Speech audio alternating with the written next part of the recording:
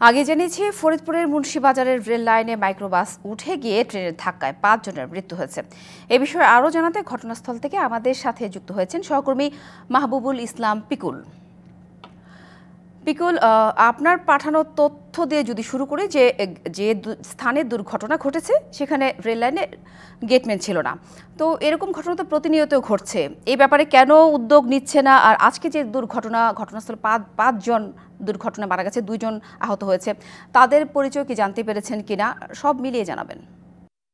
সাথী, আপনার মাধ্যমে জানাতে চাই যে ফরিদপুরের গেরদা ইউনিয়নের কাফুরা নামক রেল ক্রসিং এর কাছে একটি মাইক্রোবাস এবং রেলের মুখোমুখি সংঘর্ষ হয় এবং সংঘর্ষে কিন্তু ঘটনাস্থলে ৩ জন মারা যায় এবং ২ জনকে ফরিদপুর মেডিকেল কলেজ হাসপাতালে নেওয়া হলে এখানে কিন্তু ২ জন মারা যায়। আরও ২ জন যাত্রী আহত অবস্থায় ফরিদপুর মেডিকেল কলেজ হাসপাতালে ভর্তি করা হয়েছে। যে আপনার মাধ্যমে আরও জানাতে চাই যে স্থানে দুর্ঘটনাটা ঘটেছে এই এলাকায় কিন্তু রেল ক্রসিং এর যে গেটম্যান থাকার কথা সেখানে কিন্তু গেটম্যান নেই। তো প্রায়শই দেখা যায় যে ফরিদপুরে কয়েকটি স্থানে রেলের যে গেটম্যান না থাকার কারণে সড়ক দুর্ঘটনাগুলি ঘটছে।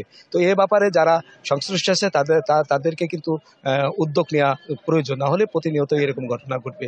এছাড়া আমি যতটুকু জানতে পেরেছি, আমি ফরিদপুর মেডিকেল কলেজ হাসপাতালে এখানে আছি। এখানে যে মর্গে যে লাশগুলি আছে তাদের 2-1 জন আত্মীয় স্বজন এখনো আসেনি, তবে লাশের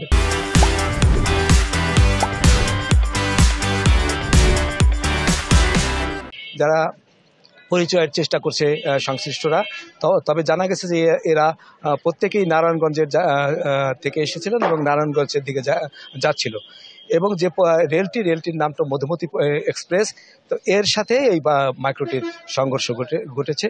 তো এই মুহূর্তে আমি ফরিদপুরের জেলা প্রশাসন, পুলিশ প্রশাসন ঘটনাস্থল পরিদর্শন করেছেন। তারা এই লাশের চিহ্নিত করে তাদেরকে আত্মীয় স্বজনের কাছে হস্তান্তরের প্রক্রিয়া চালাচ্ছে। এই ছিল আমার কাছে সর্বশেষ সড়ক দুর্ঘটনার খবর। ধন্যবাদ পিকুল।